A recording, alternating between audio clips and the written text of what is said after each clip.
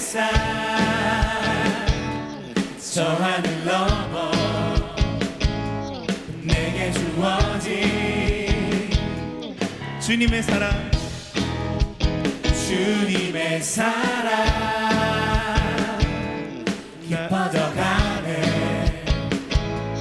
나의 마음에 나 얻었네 변함없는 그 사랑 내 안에 기쁨의 노래 멈출 수가 없네 주님의 사랑 바람에 실리는 내게 찾아와 그 사랑의 향기가 내 맘 가득해 주님의 은혜 그 비쳐 흐르며 내게 다가와 그 사랑의 열매로 내 맘 채우네 힘차게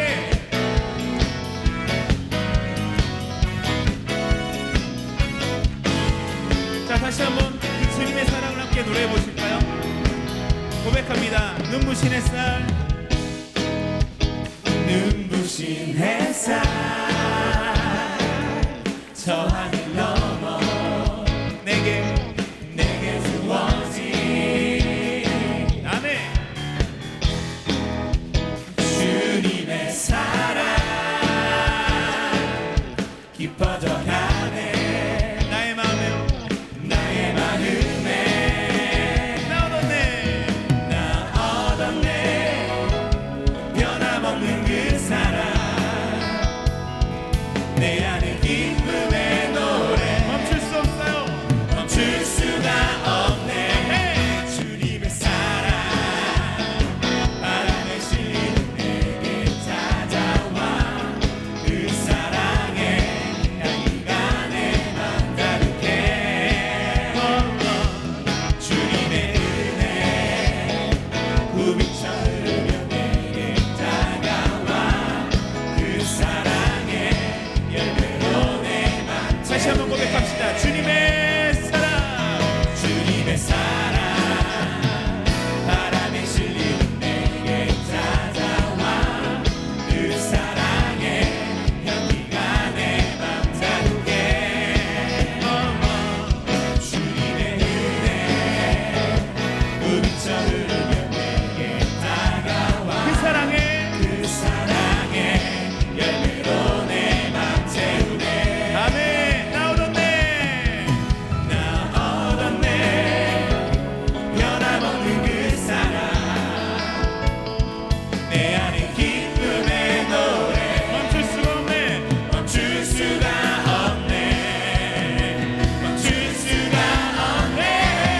주님의 사랑 바람에 실리는 내게 찾아와 그 사랑의 향기가 내 맘 가득해 주님의 은혜 부비쳐 흐르며 내게 다가와 그 사랑의 열매로 내 맘 채우네 한 번 더 고백할까요? 주님의 사랑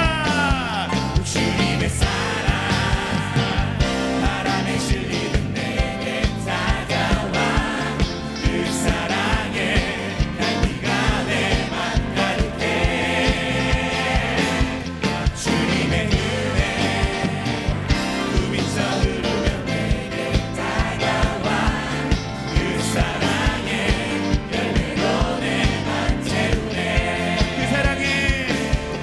그 사랑의 열매로 내 맘 채우네 한 번 더 그 사랑의 열매로 내 맘 채우네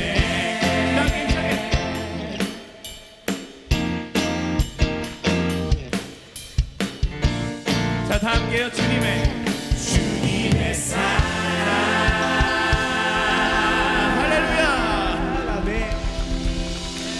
아멘 우리 가운데 놀라운 사랑이 되시는 그 소망의 하나님 그 능력의 주님 다시 한번 우리 입술로 고백하며 선포하며 함께 나가십시다. 할렐루야.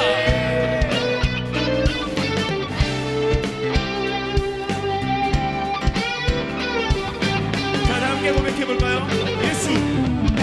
예수보다 더 큰 사랑 그 누구도 줄 수 없네. 우리에게 자유 주신 그 큰 사랑, 그 큰 사랑 한 번 더 고백합니다. 예수보다 예수보다 더 큰 사랑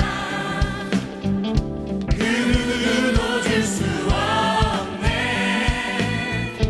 우리에게 자유 주신 그 큰 사랑. 아멘. 세상의 어떤 보아 못 사라지지만 영원한 주님의 사랑 나의 마음에 남으리. 한 번 더 예수보다 예수보다 더 큰 사랑 기쁘게 그 누구도 줄 수 없네. 아멘. 우리에게 자유 주신 예. 그 큰 사랑. 다 함께 선포합니다. 하나, 둘, 셋, 넷. 찬양하세 영원히 변치 않는 그 사랑 위대한 그 사랑 내 죄를 씻어내 세상 모든 능력과 권세보다 하나씩 영원한 그 사랑. 자, 그 놀라운 사랑의 주님 앞에 큰 박수를 한번 드리십시오. 머리로.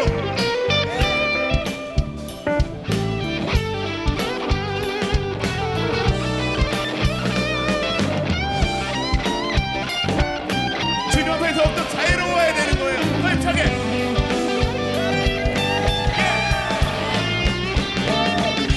주님을 사랑합니다. 주님의 사랑이 우리 안에 있습니다. 할렐루야.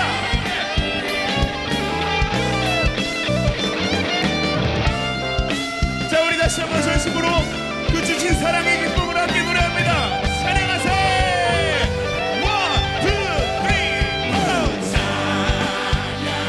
찬양하세 영원히 변치 않는 그 사랑 위대한 그 사랑 내 죄를 씻어내 세상 모든 능력과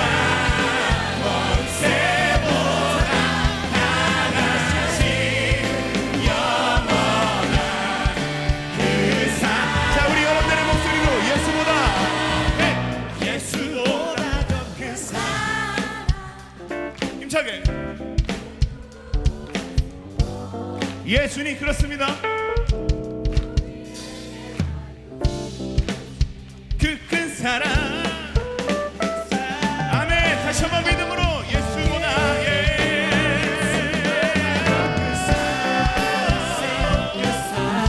그 누구도 줄 수 없네. 우리에게 자유 주신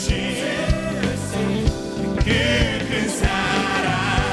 우리에게 자유 주신 우리에게 자유 주신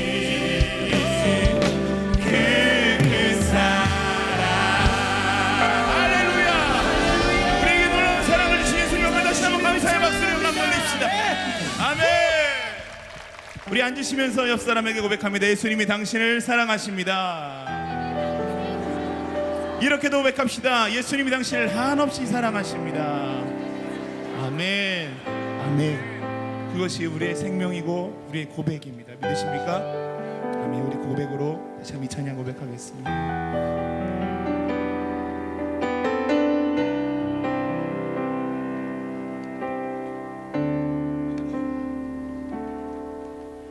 영원한 사귐에 날 초대하시네 주님을 누리며 사는 것 날 지으신 대로 날 부르신 대로 주님과 함께 걷는 삶 영원한 삶임에 날 초대하시네 주님을 누리며 사는 것 날 지으신 대로 날 부르신 대로 주님과 함께 걷는 삶 이것이 영원한 삶 이것이 영원한 삶 참 하나님과 그 아들 안의 삶 이것이 영원한 삶 이것이 영원한 삶 내가 주 안에 주는 내 안에 늘 거하는 삶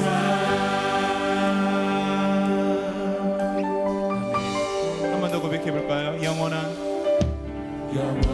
삶임에 날 초대하세요 날 초대하시네 주님을 누리며 사는 것 날 지으신 대로 날 지으신 대로 날 부르신 대로 날 부르신 대로 누구와요?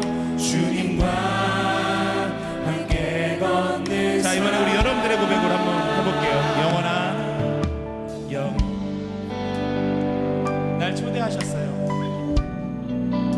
아멘 주님을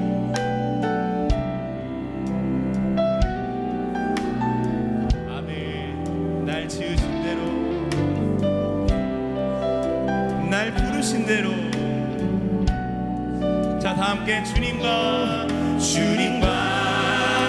함께 걷는 자 우리 다 함께 오른손을 높이 들고 이것이 영원한 삶 이것이 영원한 삶 참 하나님과 그 아들 안의 삶 이것이 영원한 삶 이것이 영원한 삶 내가 주 안에 주는 내 한 번 더 이것이 영원한 삶 이것이 영원한 삶 참 하나님과 그 아들 안의 삶 이것이 영원한 삶 이것이 영원한 삶 내가 주 안에 주는 내 안에 늘 거하는 삶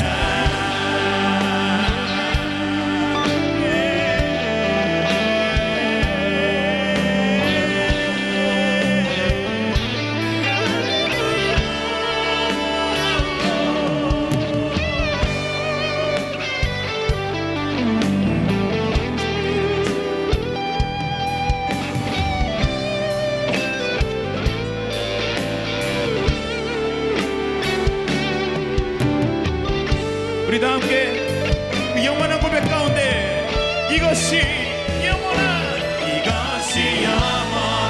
삶 이것이 영원한 삶 참 하나님과 그 아들 안의 삶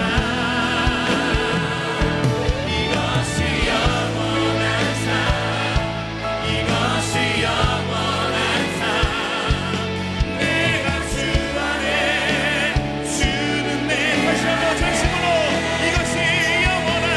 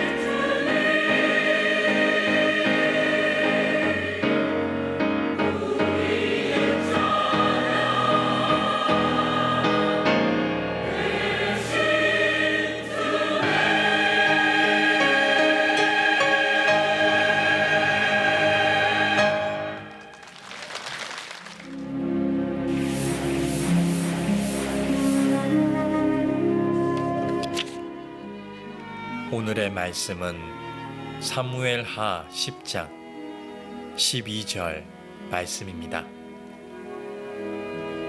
너는 담대하라. 우리가 우리 백성과 우리 하나님의 성읍들을 위하여 담대히 하자. 여호와께서 선히 여기시는 대로 행하시기를 원하노라 하고. 아멘. 요즘 연예인들 가운데 소셜 테이너라고 불리는 연예인들이 있습니다. 그냥 흔히들 SNS에서 개념 있는 배우들 뭐 이렇게 불려지는데, 이 소셜 테이너라고 하는 말은 사회라고 하는 소셜의 단어하고 엔터테이너라고 하는 말을 합해서 소셜 테이너라고 합니다. 사회적인 문제에 관심을 많이 갖는 연예인들, 근데 영향력이 있죠. 예를 들면 차인표 같은 배우라든지 가수 현, 또 이효리, 이런 배우들이 이 사회적 문제에 대해서 자기의 생각을 이야기하는데 그 이야기가 굉장한 파급력이 있는 배우들, 이런 배우들을 소셜 테이너라고 부릅니다. 인간은 사회적 동물이기 때문에 누구를 만나야 되고, 만나면 피차간의 대화와 또 몸짓을 통해서 영향을 주고 받을 수밖에 없습니다. 근데 어떤 사람은 좋은 영향을 받는 사람이 있고 어떤 사람은 나쁜 영향을 받는 사람이 있습니다. 예를 들어서 어떤 사람과 말을 하고 또 그 시간을 보냈는데 내 마음에 평안이 있고 또 기쁨이 있고 그리고 소망이 있다면 좋은 영향을 받는 거겠죠. 그러나 어떤 사람하고 굳이 많은 이야기를 나눴는데 마음이 굉장히 불편하고 또는 분노하고 좌절된다면 굉장히 안 좋은 영향을 받는 겁니다. 그리스도인의 삶은 언제나 좋은 영향을 좀 많이 끼칠 수 있는 사람이 돼야 되는데, 이 영향을 끼치려면 어떻게 해야 되느냐? 오늘 요압이라고 하는 사람의 이야기가 성경에 등장합니다. 이 요압은 다윗 왕 시절에 다윗을 오랫동안 도왔던 다윗의 군대 장관 중에 한 사람입니다. 그때 요압이 개인적으로 가지고 있는 역량은 인격적으로나 믿음 면에서 볼 때 그렇게 뛰어난 사람이 아닙니다. 그럼에도 불구하고 오늘 전쟁에서 승리자가 되고 업적을 세우는 요압의 인생을 통해서 왜 요압이 이렇게 잘 될 수밖에 없었느냐? 좋은 영향을 받았기 때문이라는 거예요. 지금 다윗은 전성기의 시대를 살고 있습니다. 군사, 외교, 국방, 또 경제, 모든 분야에 있어서 어려움이 없어요. 그래서 주변 나라들도 다 다윗과 잘 지내고 있습니다. 그런데 오늘 10장에 보면 에피소드 같은 전쟁 하나가 일어납니다. 왜 전쟁이 일어나느냐? 이스라엘 다윗 왕 주변에 암몬 족속이 있었는데, 원래 이 암몬 족속과 다윗의 이스라엘은 사이가 좋은 편이었습니다. 그래서 서로 왕래를 하고 교류를 하는데, 암몬 족속의 왕이었던 나하스 왕이 어느 날 갑자기 사망을 하게 됩니다. 그래서 자연스럽게 그의 아들 중에 하나였던 한운이라고 하는 사람이 새로운 왕이 됩니다. 근데 이 한운이라고 하는 아들은 갑작스럽게 왕이 됐는데 젊은 사람이에요. 그래서 경험도 없고 또 아버지만큼 인품이 다듬어지지 않은, 준비되지 않은 왕이었어요. 아무튼 다윗은 그의 아버지 나하스와 사이가 좋은 관계였기 때문에 왕이 죽었다는 얘기를 듣고 조문객을 뽑아서 보내게 됩니다. 그러니까 예우를 갖추는 거죠. 그런데 새로운 왕이 된 이 한운이라는 왕 주변에 새로운 왕이 되니까 그 권력에 힘을 얻어보려고 하는 많은 신하들이 이 새로운 왕 옆에서 서로 잘 보이려고 과잉 충성을 하는 가운데 어떤 일이 생기느냐? 몇몇 신하가 한운에게 이렇게 보고를 합니다. 정보 보고를 하죠. 지금 이스라엘에서 다윗이 보낸 저 조문객들은 단순한 조문객이 아닙니다. 저들 속에는 왕의 의중을 가지고 우리를 정탐하기 위해서 스파이로 온 사람들이 틀림이 없습니다. 그런 정보가 여기저기에서 포착이 되고 있고 그런 얘기가 계속 들어오고 있습니다. 그러니 왕이시여 정신 바짝 차리셔야 됩니다. 단순히 지금 조문하러 온 사람이 아니라 나쁜 의도를 가지고 온 사람들이 틀림이 없으니까 조심하시고 그냥 내쫓아 버려야 됩니다. 이런 오해를 불러일으킬 만한 보고와 정보를 새로운 왕에게 신하들이 계속 던지는 거예요. 여러분, 사람이요, 내 주변에 어떤 사람들과 가까이 하느냐가 참 중요한 거예요. 술 좋아하는 사람과 가까이 하면 그 사람 술꾼 됩니다. 그 과거에 보면요, 학창시절에도 공부 잘하는 친구들과 자꾸 어울려 다니면 성적이 늡니다. 공부를 잘해요. 교회에서도요, 믿음 좋고 인품이 좋고 선한 말과 행동을 하는 사람과 자꾸 가깝게 지내면 그런 영향을 받게 돼 있어요. 그런데 이 한운이라고 하는 왕 옆에는 불행하게도 지혜롭고 선한 사람이 없었어요. 오히려 충동질하고 자기들의 야망을 위해서 왕을 이용하는 신하들이 가득할 뿐이었습니다. 그러니까 왕이 자꾸 그런 충동질하는 신하들한테 결국은 넘어가서 하지 말아야 될 일을 합니다. 아버지를 조문하러 온 그 이스라엘의 조문객들에게 아주 하면 안 되는 인격적 모독을 하죠. 그러니까 충동질이라니까 화가 나니까 너희들 우리를 어떤 마음으로 방문한 거냐 사실대로 얘기해라 이렇게 옥신각신하다가 왕이 군사들을 시켜가지고 조문 온 이스라엘의 신하들의 수염을 깎아버려요. 그리고 옷을 반쯤 잘라가지고 하체가 다 드러나도록 부끄럽게 만들어가지고 그 자리에서 쫓아버려요. 여러분, 수염이라는 것은 남자들의 자존심이에요. 자기 신분이에요. 그런데 그 수염을 오늘 성경에서 보니까 완전히 다 자르는 것도 아니고 반만 잘라가지고 아주 우스꽝스러운 광대처럼 그렇게 수염을 만들어버려요. 망신을 주는 거죠. 이 당시에 옷이라고 하는 것은 원피스 같은 개념이에요. 그런데 그 옷을 반쯤 잘라가지고 하체를 드러내게 하는 거죠. 사람들이 속옷을 입을 때가 아니에요, 이때는. 그러니까 이 원피스 같은 옷을 반쯤 잘라버리면 마치 미니스커트처럼 남자들이 그런 옷을 입는 거예요. 그리고 수염을 반쯤 잘라서 그냥 강제로 쫓아버리니까 얼마나 망신을 당하고 인격적으로 모독을 당했겠습니까? 두 나라 사이에 갈등이 생기는 것은 당연하고 그 이후에 전쟁이 일어나는 것은 수순이었겠죠. 자, 이 암몬 족속이 하지 말아야 될 일을 저질러 놓고 막상 다윗과 전쟁을 하려고 하니 은근히 겁이 나고 두려워졌습니다. 그래서 다른 나라들을 충동질하기 시작하는 거예요. 지금 이스라엘 주변에 많은 나라들이 있는데 이 암몬 족속의 한운 왕이 다윗과 좀 껄끄러운 사람들 아니면 다윗을 좀 이겨보려고 하는 그런 사람들을 알고서 그런 나라들을 이 전쟁에 끌어들이기 시작해요. 그것도 안 되니까 자기들이 국가에서 돈을 주고 용병들을 외국에서 사 모으기 시작했어요. 자, 6절을 한번 볼게요. 암몬 자손들이 자기들이 다윗에게 미움이 된 줄 알고 암몬 자손들이 사람을 보내 베르홉 아람 사람과 소바 아람 사람의 보병 2만 명과 마가 왕과 그의 사람 1000명과 돕 사람 12,000명을 고용했다. 몇 나라가 뭉친 거죠? 읽고도 몰라요. 5나라. 용병만, 외국에서 온 용병만 몇 명이에요 지금? 36,000명. 33,000명.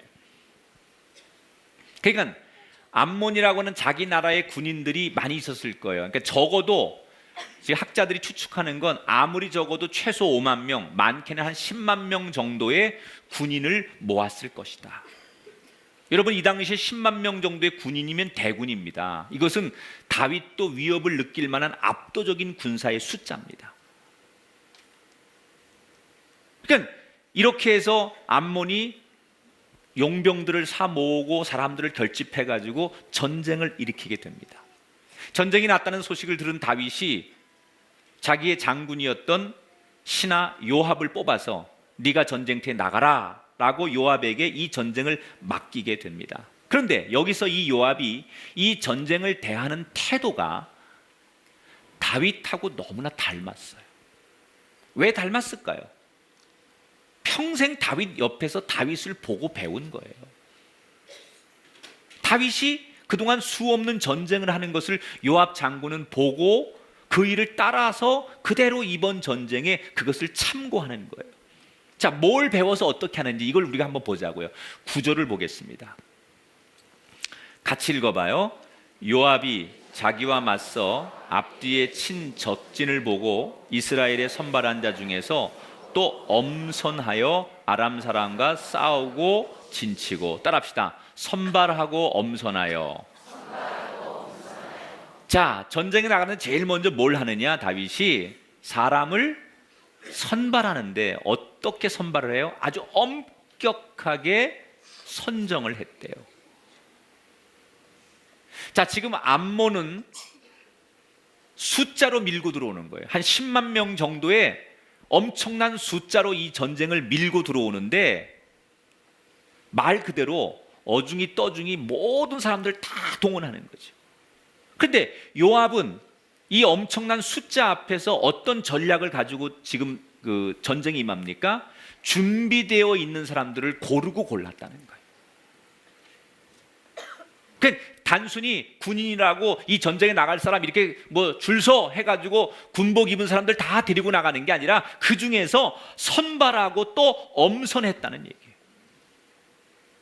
여러분, 특전사 그러죠. 보통 우리 군인들 가운데 특전사들을 우리가 일당백이라고 합니다. 그만큼 다른 군인들보다 전투력이 몇 배나 높다는 거예요. 왜 특전사 군인들은 전투력이 높은지 아십니까? 훈련이 그만큼 강해요. 보통 군인들도 훈련을 많이 하지만 보통 군인들하고 비교할 수 없을 만큼 아주 몇 배로 강한 훈련을 하기 때문에 강한 군인이 되는 거예요. 그러니까 이 지금 요압이 많은 사람이 필요한 게 아니라 아주 훈련된 정말 용맹스러운 그런 사람들만 군인을 뽑아냈다는 거예요. 이걸 어떤 근거에서 요압이 이런 일을 했느냐? 다윗이 그랬어요. 여러분, 다윗은 늘 그 사울에게 쫓겨다닐 때부터 사람들을 훈련하는 일을 중요하게 생각했어요. 그래서 자기 주변에 훈련된 사람들을 항상 거느리고 있었어요. 사무엘상 23장에 가보면 다윗이 자기의 용사 35명의 이름과 업적들을 하나하나 열거하는 장면이 나와요. 그래서 다윗은 평생 동안 자기 주변에 인재를 가까이 등용하려고 노력을 해요. 그리고 그 인재들을 인정해 주는 거예요. 어떤 리더는 자기보다 뛰어난 인재를 쓰지 않는 사람이 있어요. 자기 주변에 자기보다 월등하고 자기보다 능력 있는 사람을 절대로 두지 않는 사람이 있어요. 그런데 다윗은 달랐어요. 뛰어난 인재들, 훌륭한 사람들을 가까이 많이 두려고 하고 그 사람들을 인정해 주는 거예요. 근데 지금 요압이 똑같아요. 다윗이 그렇게 하는 걸 보고서 이번 전쟁에 나가는데 훌륭한 사람들, 뛰어난 사람들, 전문성이 있는 사람들, 이런 사람들을 선발하고 엄선했어요.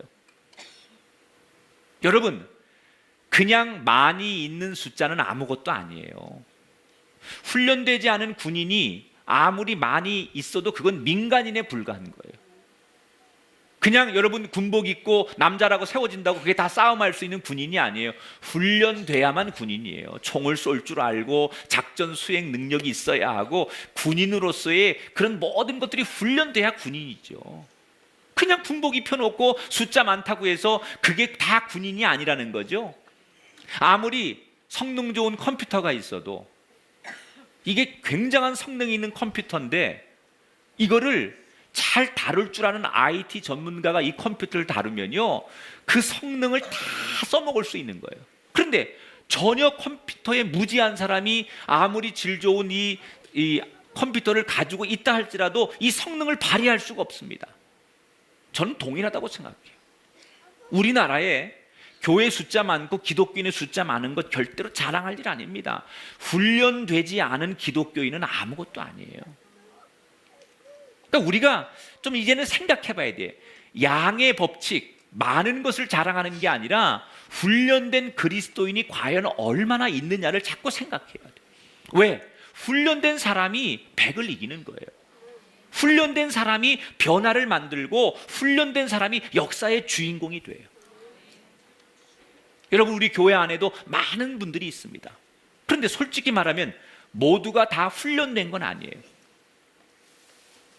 말씀으로 좀 다듬어져야 되고 자기를 죽는 훈련을 받아야 되고 믿음의 이런 인격적 훈련이 계속 교회 안에서 이루어져야 돼요. 어떤 면에서는 삶의 고난과 환난을 통해서 자기가 부서지고 또 깎아지면서 다듬어진 그런 훈련이 되는 사람들이 결국 교회의 중심이 돼야 돼요. 여러분, 그런 사람들을 많이 만나시기 바랍니다.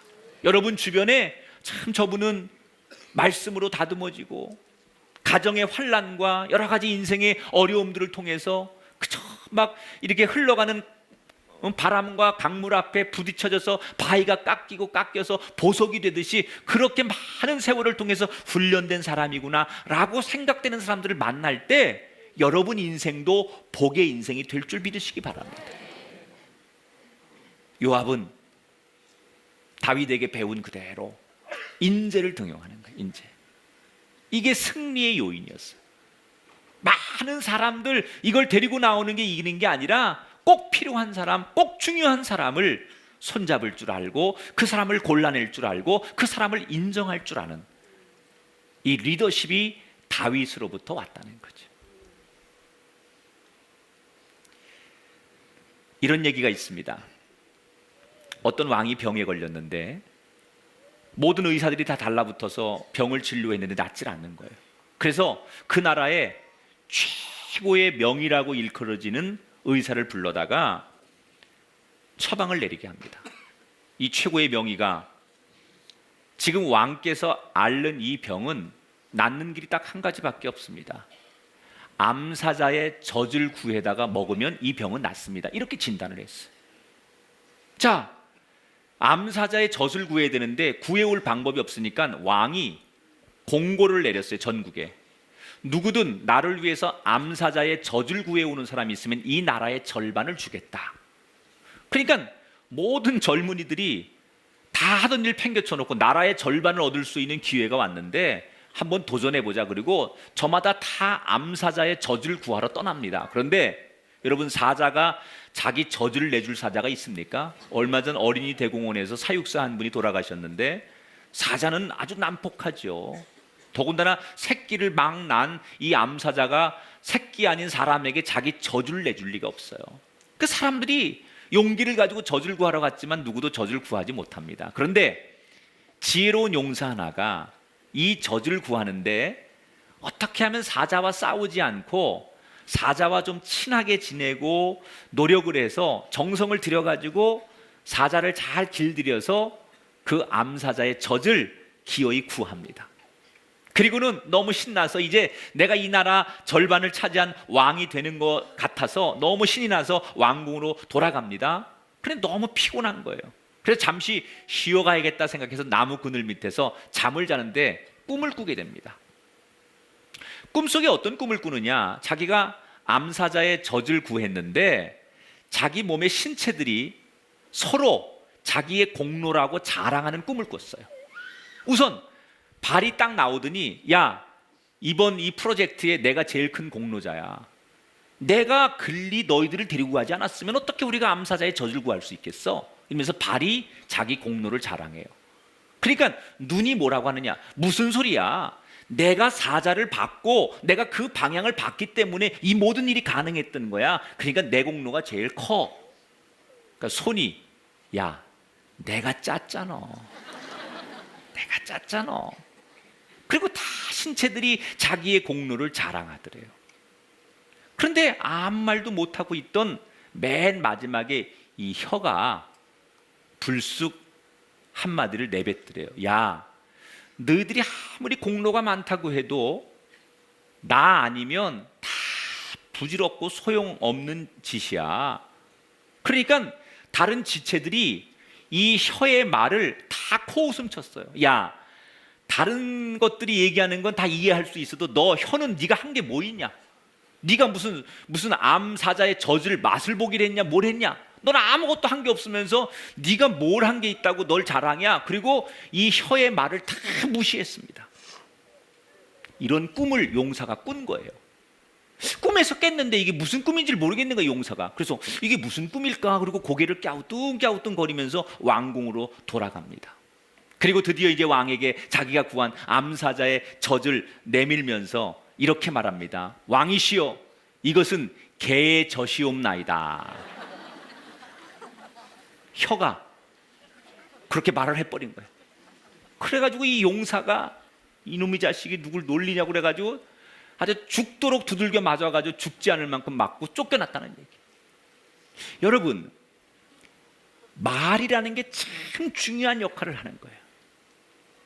어떤 사람은 그 말이 사람을 살리는 말이 있고요, 어떤 사람의 말은 사람을 죽이는 말이 있어요. 일본 속담에 이런 말이 있습니다. 한마디의 친절한 말이 석 달 동안 겨울을 따뜻하게 나게 해준다.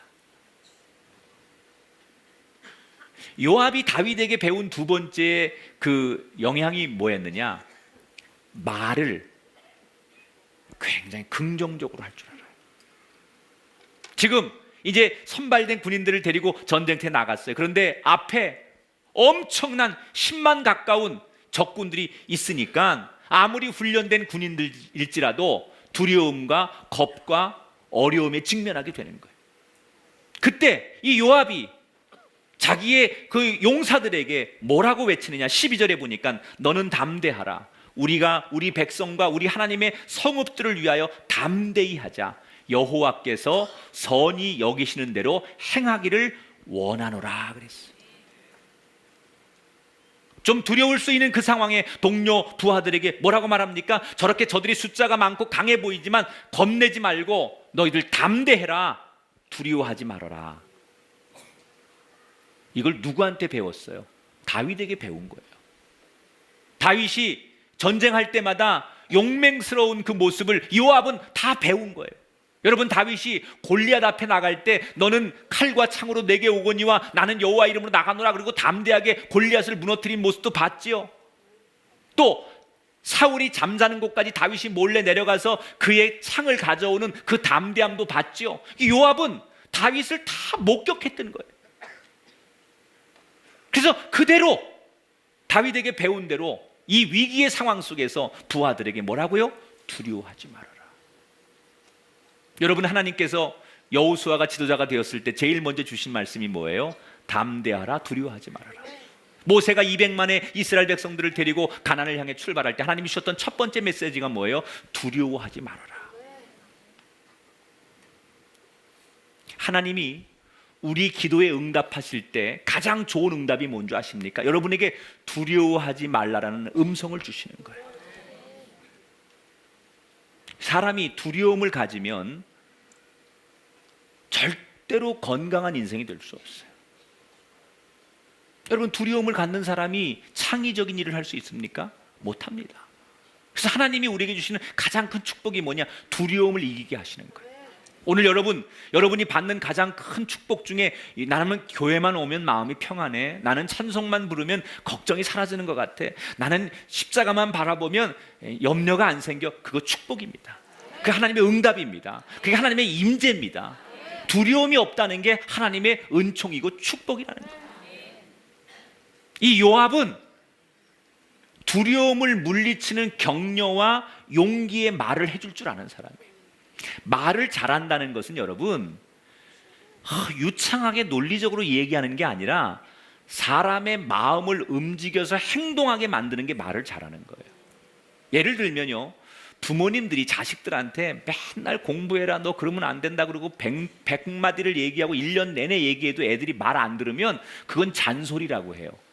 그런데 그 여러분 자녀들이 정말 좋아하는 친구 얘기나 선생님 얘기나 아니면 선배나 아니면 자기가 좋아하는 유명한 연예인들이나 멘토가 너 그렇게 하면 안 돼, 이렇게 해야 되라고 한마디 딱 던졌는데 그 얘기에 애가 확 바뀌면 그걸 뭐라고 해? 그게 말 잘하는 거예요. 사람의 인생을 바꾸는 그 말이 영향력 있는 말이라는 거예요. 지금 요압의 말 때문에 두려움을 가졌던 용사들이 두려워하지 말아라, 하나님 뜻대로만 하면 된다라는 이 말 때문에 모든 이스라엘 백성들이, 용사들이 두려움을 갖지 않았다는 거예요. 여러분, 요압처럼 격려하는 입술이 되십시오.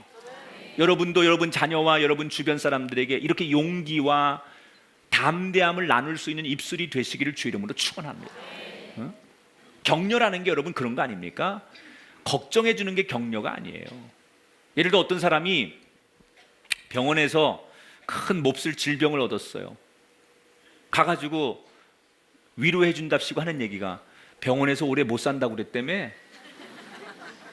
아니, 의학적으로는 방법이 없다는데 어떡하지? 이게 위로입니까? 이게 격려입니까? 격려는 그런 게 아니에요. 힘내. 내가 아는 사람도 의사는 안 된다고 그러는데 10년, 20년 건강하게 사는 사람들 많어. 요즘은 의학에서 고칠 수 없는 자연치유나 여러 가지 방법도 많고, 특히 하나님이 고쳐서 기적적으로 기적 이루는 사람들 많으니까, 난 그런 사람들 너무 많이 경험했으니까 용기를 내. 나도 기도해 줄게. 그 두려운 마음을 갖고 걱정을 가진 마음 사람 속에 그 두려움과 걱정을 몰아내게 해주는 것이 용기의 말이라는 거예요. 여러분의 입술이 요압처럼 그런 말을 남길 수 있는 분들이 되시기를 주님의 이름으로 축원합니다. 자, 이 요압이 다윗처럼 그렇게 똑같이 행동합니다. 그런데 사실 요압이 여러분 그러면 믿음이 좋은 사람이냐? 아닙니다. 제가 오늘 시간이 없어서 요압에 대한 인물을 구체적으로 설명을 못하지만, 요압은 믿음 좋은 사람도 아니고 인품이 좋은 사람도 아니에요. 흠이 많은 사람이에요. 그런데 왜 이렇게 그가 축복을 받느냐? 이유는 하나입니다. 다윗 옆에서 머물러 있었고 그 다윗의 영향을 받았기 때문에 그렇게 사는 거예요. 그러니까 원래 그 사람이 가지고 있는 능력과 인품과 믿음이 훌륭하고 출중하기 때문에 복을 받는 게 아니라, 훌륭한 사람 옆에 머물고 그 사람의 영향력을 받는 것만으로도 그 사람이 복을 받더라는 얘기예요. 다윗이 한 그대로 훌륭한 인재들을 등용하고 격려를 합니다.